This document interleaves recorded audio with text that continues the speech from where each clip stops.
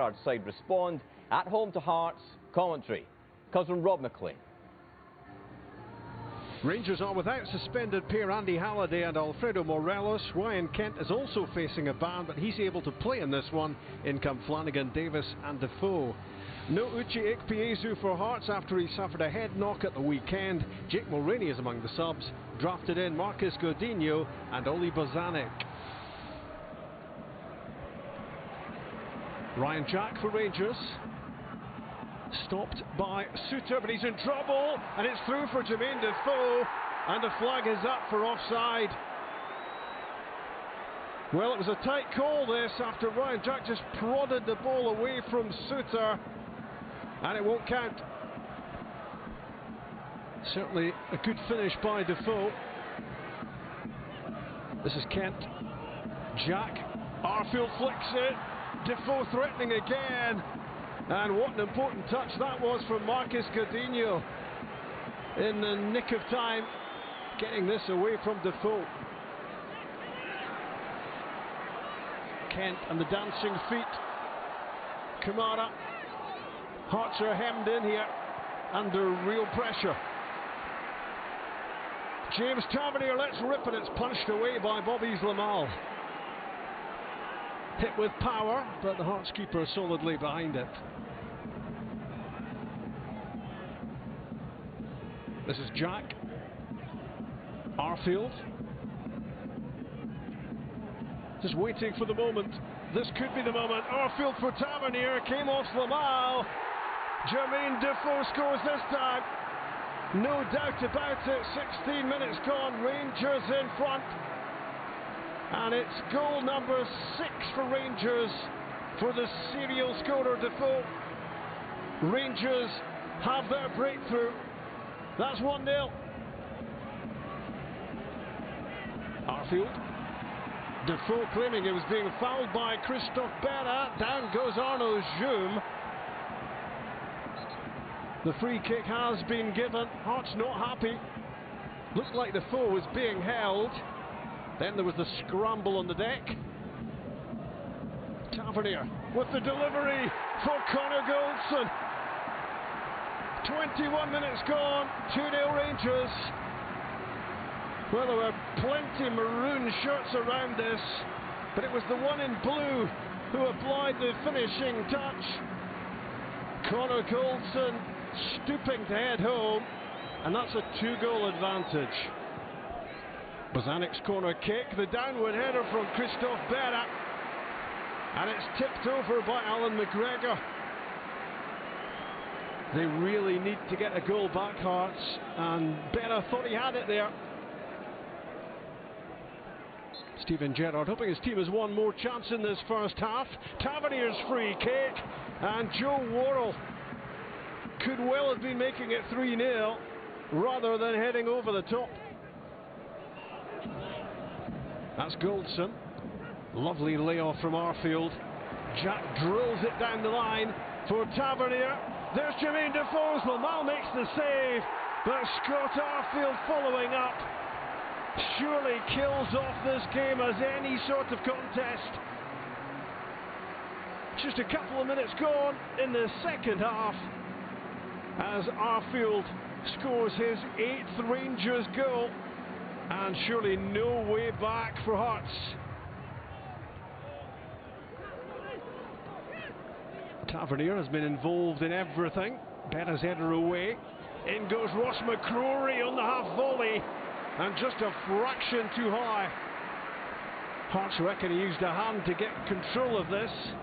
It was well hit. That's Davis, lovely touch. And driving forward now is John Flanagan. Defoe is away from Berra, another chance to add to his tally. But it was always on the rise. It looked as if he'd done the difficult bit, and he'll be disappointed he hasn't made it 2 on the night. Tavernier's free kick.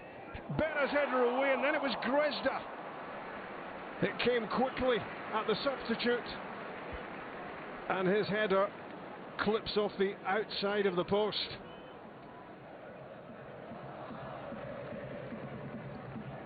Joe Worrell turning on the style, but he's given that away. Ollie Lee, and a chance for Hearts to get a goal back.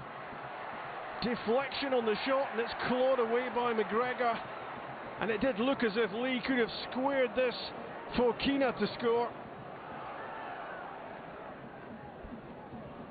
Jamie Brandon for Hearts. Inside Flanagan. Away from Davis. Oh, it's a great hit from Brandon. And that's off the outside of the upright. On a night of little joy for the Jambos as Rangers strengthen their hold on second place. The big question was, how would Rangers cope without Alfredo Morelos? The answer, Stephen Thompson, is... well, pretty okay, yeah. Yeah, it was a very, very strong Rangers performance, a great team performance, and Defoe was at the heart of it. He started the game very well, looked very, very sharp at the beginning of the match. On this occasion, he is marginally, you can see his foot's just probably half a yard offside, but he finishes it well. He's got such composure when he's in situations, in 1v1 situations. His composure is magnificent. He always takes up really good areas as well. Whenever anything breaks, he's usually first to it, and this time they managed to get the tackle in. Rangers played superbly, much to do with Hearts probably being so incredibly passive. But look at his movement again, fantastic, and why not just put it in off the underside of the bar? I thought he was great, and he's proven to his manager Steven Gerrard that he is more than capable of filling Alfredo Morelos' shoes, and I think he's been desperate to get a run in this side. Again, brilliant technique to open up his foot, and obviously this led to the goal. He's proven to his manager that he's capable of getting a run in the side, and I think he'll get that now. Again, a brilliant touch going past Christophe Berra. Probably should have hit the target, but he played well, as did Rangers. It was a really, really strong performance. Well, yeah, Jermaine Defoe, you know, saying to Steven Gerrard apparently that he has been desperate for more minutes. Obviously, Alfredo Morelos has been scoring a lot of goals this season, Michael, but Defoe, not a bad deputy to have. No, not at all. You know, I think when he, obviously when he first came in, there was a question mark as to whether they could play the two of them together. I think, you know, Rangers' best formation was with that one main striker, and Morelos was obviously it. Yeah.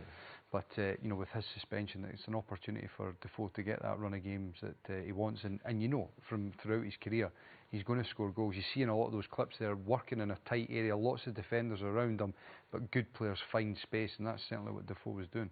As for Hearts, did we expect a bit more after that rousing second half at the weekend against Aberdeen? Well, I said at the weekend that without Ekpeazu, Hearts are a different side, and you know the manager's come out and admitted that himself. You know, you look at this here, when Rangers are attacking them, they have literally everybody bar one within about 25 yards of their own goal, so it's very difficult to get out from there.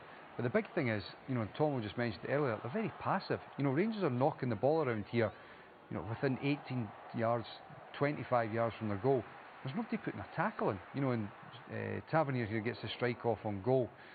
And then when Hearts did eventually get the ball on the odd occasion in this game, trying to play a few passes, when it works its way out to the other side here and John Souttar picks the ball up. Now we've seen what Hearts do when Ekpeazu's in the side. They just launch it. They launch it there. At this moment it would get smashed up to Ekpeazu. So they're looking for something else to do. It doesn't really look like they've got a clear idea of what it is that they're trying to do. You know, that aimlessly goes through to Alan McGregor. Again, looking to play the ball. Before this would just get launched up the park to Ekpeazu and it goes out for a throw-in.